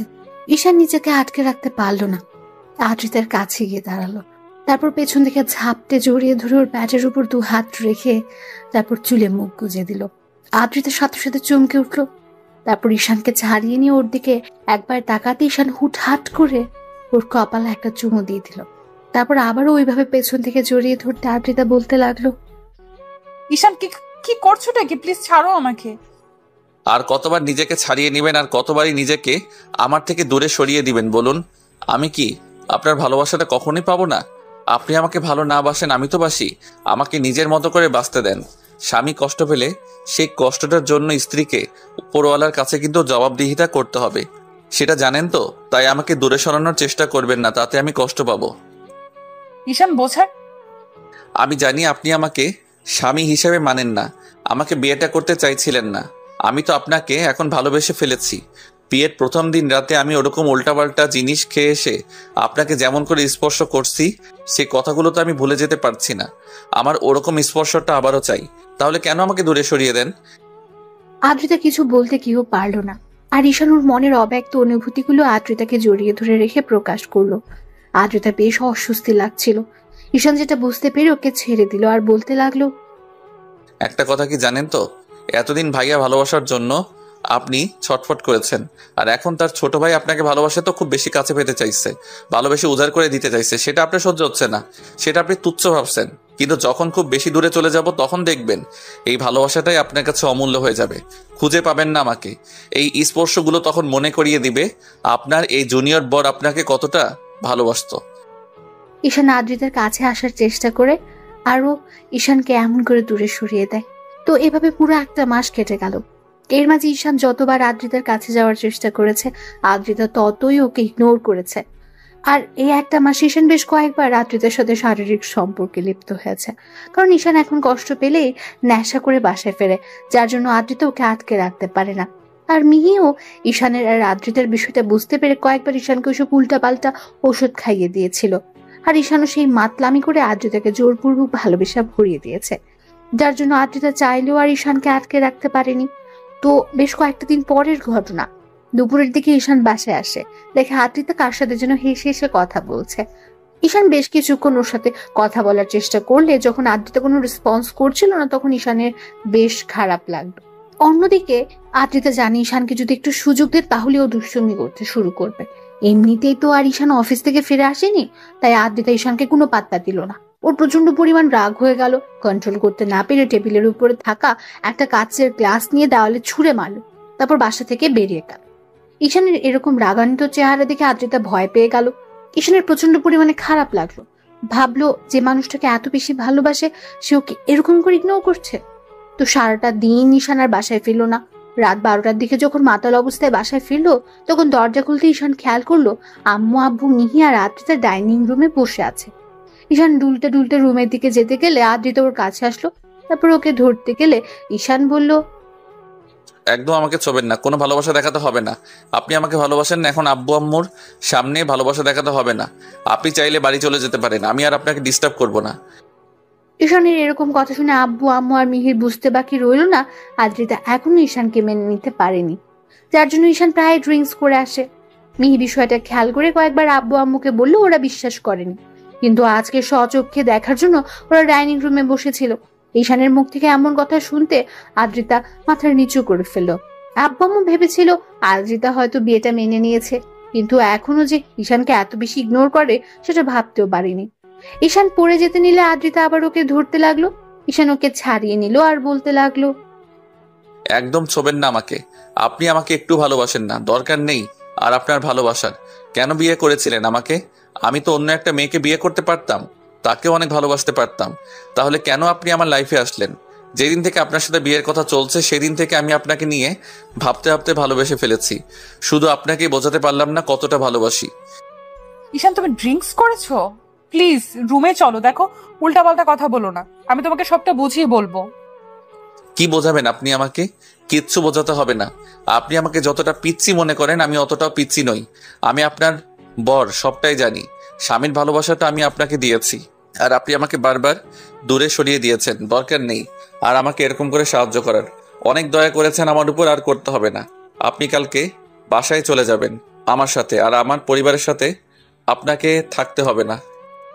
ঈশান কথাগুলো বলে নিজেকে ছাড়িয়ে নেওয়ার চেষ্টা করলো। আদ্রিতা জোরপূর্বক ওকে রুমে নিয়ে শুয়ে দিতে গেলেই ঈশান হঠাৎ করে ওকে জড়িয়ে ধরলো। আদ্রিতা টাল সামলাতে না পেরে ঈশানকে নিয়ে বিছানায় পড়ে গেল।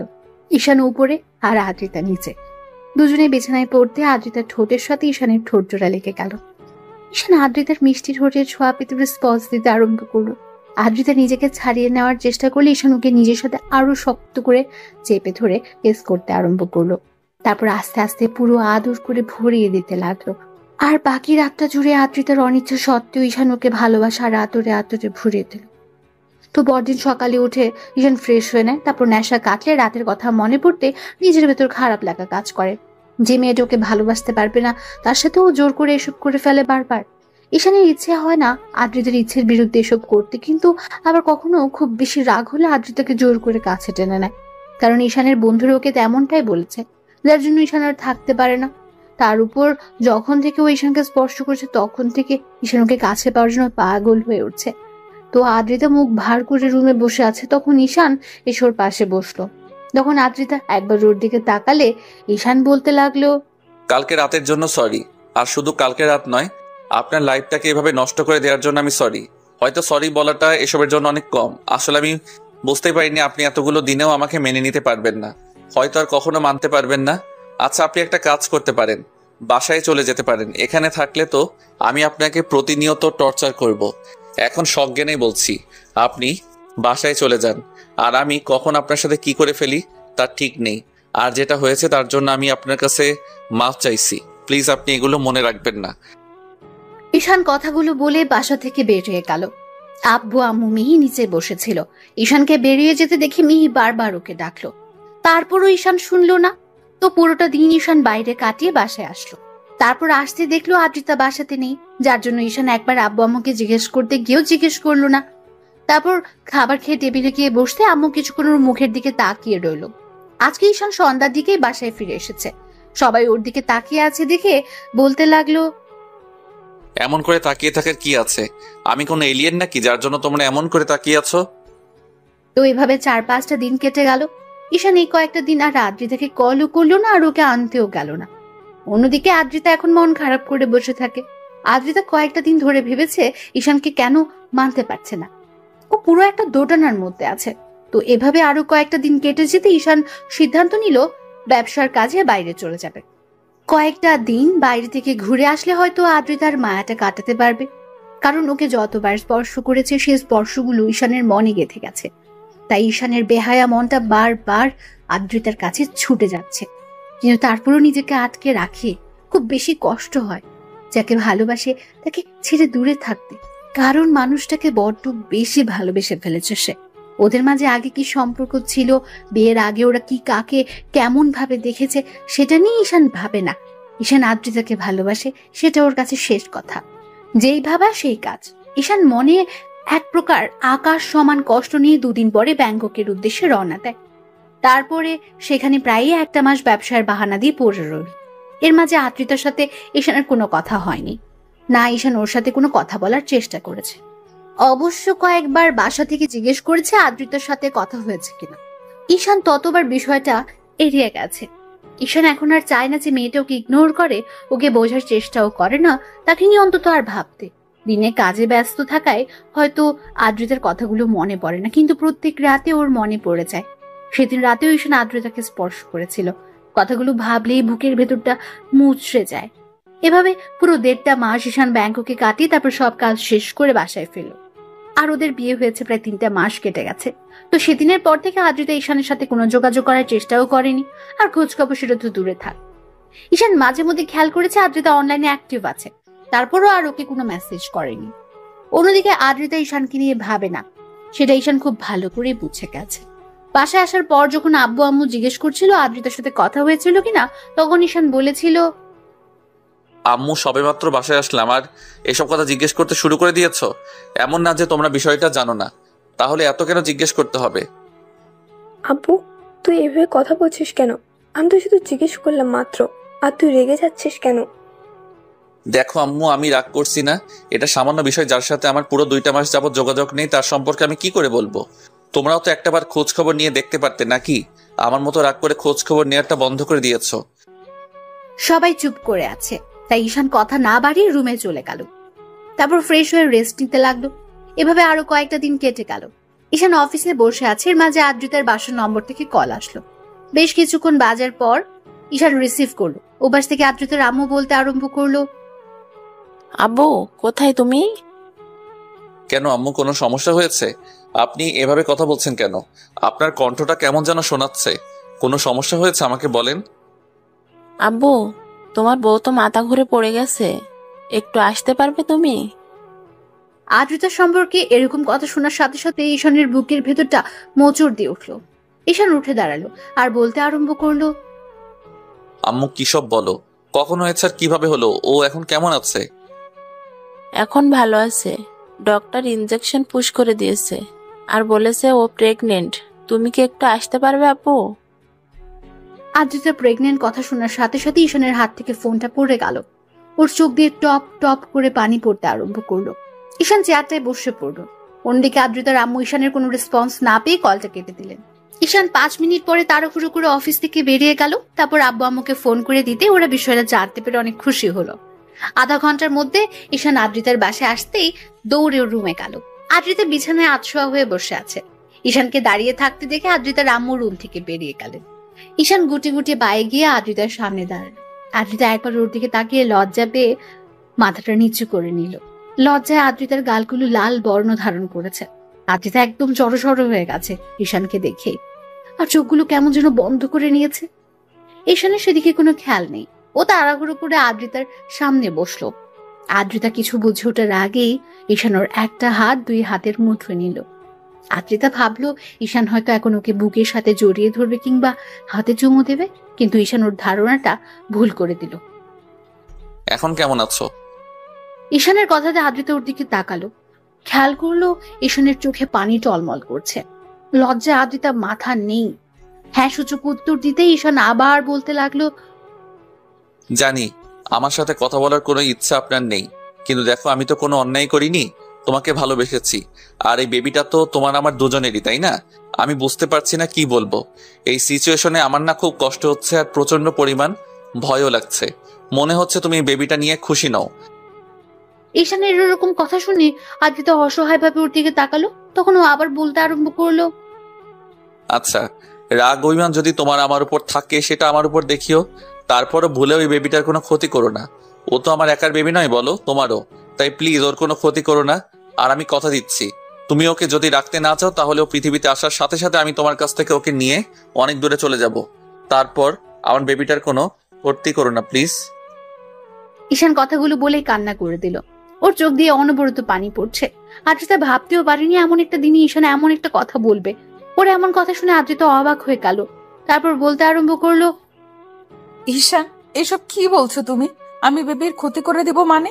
তুমি আমাকে এতটা বাজে ভাবতে পারছো? ছি, তুমি এসব কি করে বলতে পারছো? আপনি তো আমাকে স্বামী হিসেবে মানেন না, এই বিয়েটাকেই মানেন না। আজকে 3টা মাস হয়ে যাচ্ছে, আপনি একটাবার নিজে থেকে আমার খোঁজ খবর নেননি। 2টা মাস হয়ে গেল, আমাদের মাঝে কোনো যোগাযোগ নেই। আমি জানি আপনি আমাকে স্বামী হিসেবে মানতে পারেননি, ওই জন্য আমার থেকে দূরে সরে থাকার চেষ্টা করছেন। আমি একবার বলতে আপনি বাসায় চলে আসছেন, কিন্তু দেখেন 1টা মাস তো আমার সাথে ছিলেন। আর এই বেবিটা যে আমার, আমি এটা খুব ভালো করে জানি। তাছাড়া আপনি যে ওকে মন থেকে মানতে পারবেন না সেটা আমার জানতে আর বাকি নেই। তাই প্লিজ অন্তত ওর কোনো ক্ষতি করিয়েন না। ছি ঈশান, তুমি এসব কি বলতে চাইছো? তোমাকে আমি মেনে নিতে পারিনি কিংবা বিয়েটা মন থেকে মানতে পারিনি, তার জন্য আমাদের বেবিটাকে আমি নষ্ট করে দেব? ওকে আমি কষ্ট দেব? তুমি এতটা বাজে আমাকে ভাবতে পারলে? না মানে আসলে আমি ভেবেছিলাম আপনি এই বেবিটা। ঈশান কথাটা শেষ করার আগে আদ্রিতা ওর মুখটা হাত দিয়ে আটকে দিল আর কান্না করে দিয়ে বলতে লাগলো, প্লিজ ঈশান, আর এরকম বাজে কথা বলো না। এইসব বললে আমার খারাপ লাগছে। তুমি এতটা বাজে আমাকে ভাবতে পারছো? ছি, আমার ভাবতেই অবাক লাগছে। তুমি আমার স্বামী হয়েও আমাকে এরকম একটা কথা বলতে পারছো? আমি তো তোমার অপেক্ষাতে ছিলাম, ভেবেছিলাম তুমি এসে আমাকে এখান থেকে নিয়ে যাবে। আমি যোগাযোগ করতে পারছিলাম না, রাগ করে ফোনটা ভেঙে দিয়েছিলাম, কারণ তুমি আমাকে এত ভালোবাসার পরেও তোমার ভালোবাসাটা আমি বারবার দূরে সরিয়ে দিয়েছিলাম। আমি 1 মাস যাবৎ শুধু তোমাকে নিয়েই ভেবেছি। ভাবতে ভাবতে তোমার প্রতি আমার ভালোবাসার সৃষ্টি হয়েছে। তারপর যখন তোমার ভালোবাসাটা বুঝতে পারলাম, তখন বাসায় বারবার কল করেছিলাম, কিন্তু তোমার কথা ভয়ে ওদেরকে বলতে পারিনি যে ওরা হয়তো আমার উপর রাগ করবে। এমনিতেই সবটা জানার পর ওরা আমার সাথে কথা বলতো না। একটা বার কেউ আমাকে নিতে আসেনি। হ্যাঁ, এইটা আমার দোষ। তাই বলে এরকম না যে আমি তোমাকে মানতে পারিনি বলে আমার বেবিটাকেও মানতে পারবো না। আমি স্বামীর ভালোবাসা ছাড়া কতটা কষ্টের 1টা মাস পার করেছি। যখন তুমি আমাকে স্পর্শ দিয়েছ, হয়তো মন থেকে মানতে পারিনি, কিন্তু শেষ 1টা মাস আমি বুঝতে পেরেছি তোমার ভালোবাসাটা আমার লাইফে কতটা প্রয়োজন। তার মানে আপনি? ঈশান কথাটা বলে শেষ করতে পারলো না। তার আগে আদ্রিতা ঈশানকে ঝাপটে জড়িয়ে ধরে কান্না করে দিল আর বলতে লাগলো, হ্যাঁ, আমি আমার সেই জুনিয়র মাতাল দেবর বরটাকেই ভালোবেসে ফেলেছি। আর এত ভালোবাসি যার জন্য তার অস্তিত্বটা আমার মাঝে একটু একটু করে বেড়ে উঠছে। আমি কি করে তাকে কষ্ট দিব বলো? তুমি প্লিজ আর কখনো এসব কথা বলো না জান। এর মাঝে আব্বু আম্মু দরজায় এসে দাঁড়ালো। ঈশান একবার দরজার দিকে তাকিয়ে থাকে, বুকের সাথে খুব শক্ত করে জড়িয়ে নিল। ভাবলো এখন রাগ অভিমান করে থেকেই বা কি লাভ? তাছাড়া যখন বুঝতে পেরেছে তাহলে ওকে কষ্ট দিয়ে বা কি লাভ? তার উপর যদি এখন এসব কিছু বলে তাহলে আব্বু আম্মু এ নিয়ে কথা বাড়াবে। তাই ঈশান ওকে জড়িয়ে ধরে বলতে লাগলো, সরি পাগলি বউ, ভুল করেছি তোমাকে কষ্ট দিয়ে। এসব আর কখনো বলবো না। ভয় পেয়ে গেছিলাম, ভেবেছিলাম তুমি সবসময় আমার সাথে যেভাবে মিসবিহেভ করবে, আমাকে দূরে সরিয়ে দিবে, কিন্তু ভাবতে পারিনি যে আমার দূরে সরে যাওয়াতে তুমি আমাকে এত বেশি ভালোবাসতে পারবে আর ফিরে এসে আমি আমার অস্তিত্বটা তোমার মাঝে খুঁজে পাবো। ঈশান কথাটা বলে শেষ করতে পারল না। তার আগে আদ্রিতা ওকে ছেড়ে ওর মুখের দুই পাশে হাত রেখে ও সারা মুখে কিস করতে লাগলো। আব্বু আম্মু ওদের দিকে তাকিয়ে ওদের দেখে মুচকি মুচকি হাসছে। তখন ঈশান বলতে আরম্ভ করলো, এই পাগলি, কি হচ্ছে এগুলো? দেখো আব্বু আম্মু, বোন, তোমার আব্বু আম্মু পর্যন্ত তাকিয়ে আছে, ছাড়ো এখন। ঈশানের এরকম কথা শুনে আদ্রিতা দরজার দিকে তাকিয়ে পুরো লজ্জায় লাল হয়ে গেল। তারপর ঈশানের বুকে মুখ গুজে দিয়ে ওকে ঝাপটে জড়িয়ে ধরলো। ঈশান একটু ইশারা করতে মিহি বলতে লাগলো, আব্বু আম্মু আঙ্কেল আন্টি, এখন চলো আমরা এখান থেকে যাই। এখানে থাকাটা ভালো হবে না, ওদের একটু একা থাকতে দেই। তো 5 বছর পরের ঘটনা। ঈশান ব্যালকনিতে দাঁড়িয়ে আছে, এর মাঝে কেউ একজন এসে ওর একটা হাত ধরে বলতে লাগলো, বাবাই বাবাই, মামুনি কি রুমে আছে? কারো আধো আধো কণ্ঠে কথা শুনে ঈশান খেয়াল করলো তন্নি গুটি গুটি বাই ওর দিকে এগিয়ে আসছে। ঈশান পিচ্ছিটার সামনে হাঁটু কেড়ে বসে ওর গালটা টেনে দিয়ে কপালে একটা চুমু দিয়ে বলতে লাগলো, কেন মামুনি, কি হয়েছে? তুমি তোমার মামুনিকে খুঁজছো কেন? না মানে আমি না একটা কথা শুনেছি জানো তো বাবাই। কি কথা আমার পিচ্চি পরিটা? আমি বলবো, কিন্তু তুমি মামুনিকে বলবে না, কেমন? না হলে মামুনি আমাকে বোকা দিবে। আচ্ছা বলো, বলবো না, তুমি আমাকে বলো। বাবাই, আমি শুনেছি আম্মু নাকি তোমার থেকে সিনিয়র।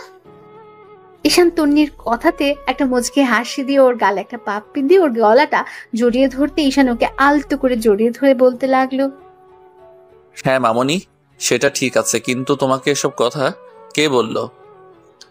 মামুনি যেদিন বলেছিল আর তোমাকে বলতেও বারণ করেছিল, ওই জন্য আমি বারণ করলাম যেন মামুনিকে তুমি না বলো। বাবা মেয়ে মিলে এখানে লুকিয়ে কথা বলা হচ্ছে শুনি? কি কথা বলা হচ্ছে শুনি? আমাকে রেখে কি সব বলা হচ্ছে? বাবা চুপ করো, মামুনি এসে গেছে, কখনো কিন্তু এসব বলবে না। আর যদি বলো তাহলে বলবো আমি এগুলো বলিনি, কেমন?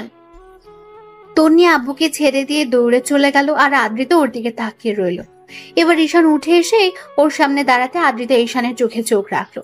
ও আদ্রিতার দিকে ড্যাব ড্যাব করে তাকিয়ে আছে দেখে বলল, এই এমন করে তাকিয়ে কি দেখো শুনি? কথা শেষ করতে পারলো না। ঈশান ওর কোমর জড়িয়ে ধরে নিজের সাথে মিশিয়ে নিল। তখন আদ্রিতা একটা রাগী মুড নিয়ে বলল, এই তোমার মতলব কি? এই ভর দুপুরে কি শুরু করলে আবার? এমন করে তাকিয়ে আছো কেন তুমি? আমার বউটাকে দেখছি, তাতে তোমার কি? আর এমন করে তোমাকে কেন কাছে টেনে নিচ্ছি বুঝতে পারছো না? এখন আমার আদর আদর পাচ্ছে। আর তন্নি সেদিন বলছিল ওর পুচকে একটা ভাই আসবে কবে, সেজন্য ভাবছিলাম যে খুব শীঘ্রই ওর ভাইটাকে আনার ব্যবস্থা করব। আদ্রিতা রাগ করবে কি ঈশানের এরকম কথাতে লজ্জায় পুরো লাল হয়ে গেল। তারপর হঠাৎ ওর বুকে মুখ লুকিয়ে বলতে লাগলো, তুমি না ফাজিল একটা, খালি এসব বলে লজ্জা দাও। তার উপর জানো এসব বললে আমার প্রচন্ড পরিমাণে লজ্জা লাগে, আর তুমি সেগুলোই করো। তোমাকে লজ্জায় ফেলতে তো আমার ভালোই লাগে। লজ্জায় তো যখন তোমার লাগে তখন তোমার গালগুলো টমেটো মতো লাল হয়ে যায় না, তখন তোমাকে আদর করতে বেশ লাগে। যা দুষ্টু, তোমার শ্রোতাদের সামনে কি সব উল্টাপাল্টা বলো? হ্যাঁ, তুমি না আসলেই অনেকটা দুষ্টু আর লুচু একটা। তাহলে তো লুচুগিরিটা করেই দেখাতে হয়। এই না, উল্টাপাল্টা কিছু করবে না কিন্তু এখন। কে শুনে কার কথা? ঈশান হুটহাট করে আদ্রিতাকে ছাড়িয়ে নিয়ে হ্যাচকা টান দিয়ে কোলে উঠিয়ে নিল। আদ্রিতা ওর গলাটা জড়িয়ে ধরতে ঈশান ওর দিকে ঠোঁটজোড়া এগোলো। আদ্রিতা ওর শার্টের কলার আঁকড়ে ধরে ও ঠোঁটের সাথে ঠোঁটজোড়া মিলিয়ে দিল। এই যে আপনারা কি দেখছেন? সবাই ভালো থাকুন,